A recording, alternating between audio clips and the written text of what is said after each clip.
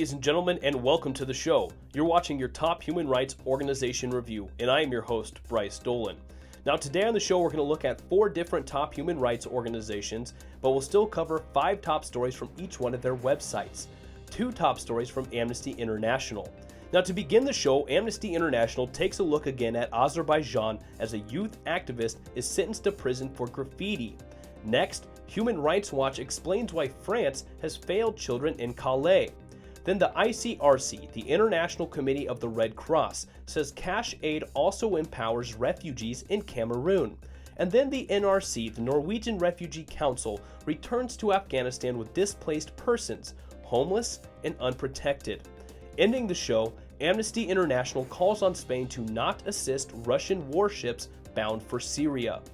Now, a 10-year jail sentence handed to Gias Ibrahimov, a 22-year-old youth activist detained after spraying graffiti on a statue of the former president of Azerbaijan, is a shocking assault on freedom of expression, Amnesty International said. Gias Ibrahimov's sentence is an absolute travesty of justice. He was arrested simply for painting a slogan on a statue and was later tortured into confessing to serious drug crimes. The authorities now want him to spend the rest of his youth behind bars on these fabricated charges, said Denis Krivoshev, Deputy Director for Europe and Central Asia at Amnesty International. It is deeply disturbing to see the lengths to which Azerbaijani authorities will go to silence their critics. We are calling on them to quash this sentence based on trumped-up charges and immediately release Gias Ibrahimov and to carry out an independent investigation into the torture and other ill treatment he has been subjected to. The Grave Crimes Court in Baku sends Gias Ibrahimov to 10 years imprisonment on the 25th of October after finding him guilty of drug offenses under Article 234 of the Criminal Code of Azerbaijan. Now, Gias Ibrahimov and a fellow activist were arrested on May 9, 2016 after the fellow activist posted a photo on Facebook of the graffiti they had painted on a statue of the former president of Azerbaijan and the father of the current president. Human rights defenders, political activists, and independent journalists in Azerbaijan are in a chokehold, with dissenting voices at risk of blackmail, torture, and physical assault. We are urging international partners to put pressure on Azerbaijani authorities to uphold their obligations under international law and ensure respect for the rights to freedom of expression, association, and peaceful assembly, said Denis Krivoshev. So hopefully this article can draw some international attention and some pressure on Azerbaijan to do the right thing and to stop violating human rights. This is the second time we've had to mention Azerbaijan in one of our segments for violating human rights, so let's hope we don't have to do another one of them violating again, and the next time we talk about this country, they are moving forward and fixing their human rights violations. Now next, Human Rights Watch Senior Counsel of Children's Rights Division, Michael Garcia Bocanek, says France has failed children in Calais. Having spent most of the last 2 weeks in Calais, Bocanek can say that while the operation to clear the French migrant camp known as the Jungle may ultimately benefit adults, it has failed unaccompanied children. On Wednesday, police evacuated all remaining residents to the edge of the camp. Several hours later, the local prefecture announced it would be accepting no further registration for relocation of adults or unaccompanied children. The decision left hundreds of children and adults in limbo. Between 1,300 and 1,600 unaccompanied children, most from Afghanistan, Sudan, and Eritrea, had been taking shelter in the camp, including hundreds who were eligible for transfer to the UK based on family ties. Many had been in the camp for months. Now, unaccompanied children were supposed to have a designated line to allow them to register and receive temporary accommodation in part of the camp while the French government sought longer-term solutions. But each of the 3 days of registration ended with large numbers of children still waiting to be seen. On Wednesday, the authorities stopped registering children at about noon, telling at least 150 unregistered ones to return to the camp. Most had started lining up before dawn after being turned away at the end of the day on Tuesday, the day before. every day their sense of safety diminished. More than 4,000 adults accepted relocation in the first 2 days, disrupting already fragile social support structures in the camp. As one volunteer told Bokanek, many of these adults were in effect raising other people's children, and now they're gone, leaving kids without the little protection they had. Now, the registration of unaccompanied children was plagued by 3 other significant problems. First, accurate information didn't reach all children. After 2 full days of registration, Bokanek was still speaking to children who didn't know where to go, so they would be sure they were recorded and assigned a safe place to spend the night. Second, kids faced practical barriers in registering. The designated line for children disappeared shortly after registration began Monday. Children told Bokanek they had no idea what to do when they saw hundreds of adults in line ahead of them. Third, arbitrary age assessments meant that police ejected some children based on their appearance, and in some cases for failure to follow barked commands in French, which most didn't understand. "I've been working with migrants for 10 years, and I know what I'm doing," one staff member told an aid worker who objected that children were being turned away. An age assessment is tricky, with a wide margin of error. Malnutrition, stress, and exposure to the elements take their toll on these children's appearances. So unfortunately, this migrant camp has been shut down, and hundreds of unaccompanied children under the age of 18, because that's what they would consider a child, have nowhere to go, have nowhere to go, no food, no supplies, no aid, and are just left with no parents, no guidance, and left to figure it out on their own. So hopefully somebody can come to the rescue of those remaining adults and unaccompanied children. Now, moving on next to the ICRC. The ICRC, the International Committee of the Red Cross, says cash aid empowers displaced persons in Cameroon. Rations of rice, beans, and oil are a precious source of aid, but sometimes people just need money. Refugees find themselves having to sell food they get in order to buy soap or medicine.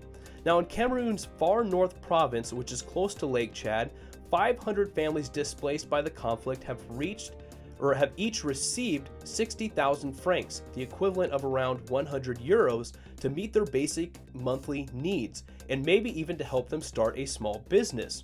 The International Committee of the Red Cross began to diversify the humanitarian assistance it provides by giving families cash instead of food rations. This innovative initiative should help to make displaced families in the region more resilient, while at the same time giving them the means to meet their basic requirements more effectively. The first phase of the pilot project was a success, with 500 families each receiving an initial sum of 66,000 francs in September. 2 further monthly installments will also be handed out. This new program aims to give displaced families more freedom and should also help to boost the local economy, which will also be a major benefit. We hope to expand our cash assistance program to 7,000 displaced families next year, without, of course, neglecting the host community. The families that take in displaced people are also affected by the conflict and have to share their resources with the new arrivals, explained Ibrahima Lay, who is in charge of the project in Cameroon. So, kind of a different aid project there going on, and a really cool project. Instead of supplying food and medical supplies and water, they supply all of that and give them cash to help get these displaced people back on their feet. Now next, the Norwegian Refugee Council, the NRC, returns to Afghanistan with thousands without shelter and protection. "We have nothing here. We are homeless and our skin is burning under the sun," says Zaria, who has just returned from Pakistan to Afghanistan.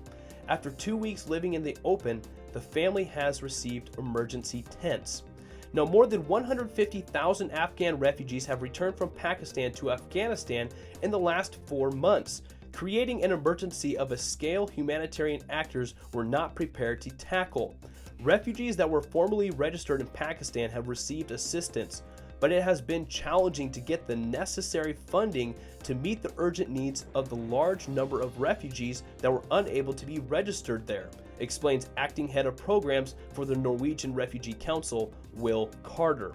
Now, with the quick and flexible support from the Swedish International Development Cooperation Agency, the Norwegian Refugee Council is now distributing tents to 971 families. Support from UNOCHA will allow another 842 families to receive transitional shelters. It is a race against time to provide the families with a proper place to stay before the wet winter season, when waterborne diseases will spread, says Carter. Now, here are some facts about the plight of refugees in Afghanistan. 1. At the beginning of October, on average, more than 1,700 people returned from Pakistan to Afghanistan every day. More than 150,000 people have returned during the last 4 months. With the current trend, it is estimated that a further 150,000 people will arrive by the end of the year. And 3, about 2 out of 3 people arriving are children below 18 years or older. You can get more facts about these Afghanistan refugees on this article on the NRC website. So there is not much. They have tents to be put up in, but it's something. With this mass amount of refugees coming back to Afghanistan, like they said, it's more than they can handle and more than they expected. So they are doing the best they can, and a tent is better than sleeping on the ground in the complete open. So hopefully they can get some more funding there to help those Afghanistan refugees. Now, to end the show, Amnesty International calls on Spain to not aid Russia warships. Responding to reports that a flotilla of Russian warships destined for Syria is considering refueling at Ceuta, a Spanish enclave in North Africa, Samah Hadi, Deputy Regional Director of Campaigns at Amnesty International's Middle East and North Africa Regional Office, said neither Spain nor any other country should refuel or provide any other logistical support to Russian warships en route to Syria, given the substantial risk that these ships will be used to commit or facilitate serious violations of international human rights and humanitarian law. Russia's attack across Syria, including the relentless bombardment of Aleppo, have resulted in countless civilian casualties and caused massive destruction in residential areas. We have documented evidence that Syrian government forces, with Russian support, have callously attacked residential homes, medical facilities, schools, markets, and mosques as part of a deliberate military strategy to empty Aleppo of its inhabitants and seize control. This military convoy will only bolster Russia's efforts, risking further war crimes and other serious violations of international law. So they call on Spain and any other country who has the potential to help Russia to basically say, hey, leave Russia on their own. They're on their own. They're going to go violate human rights. They're going to go break humanitarian law. So essentially, Russia needs to be on their own. But then you have the risk of making Russia mad and getting on the bad side of Russia. So really, you're between a rock and a hard place if you're some certain countries. But ladies and gentlemen, you can find all these articles and the links to them below in the description. It'll take you directly to the organization's website and their articles. I encourage you to explore the articles in their entirety and any other articles on those websites. But I want to thank you for watching the show. This was your Top Human Rights Organization Review, and I was your host, Bryce Dolan.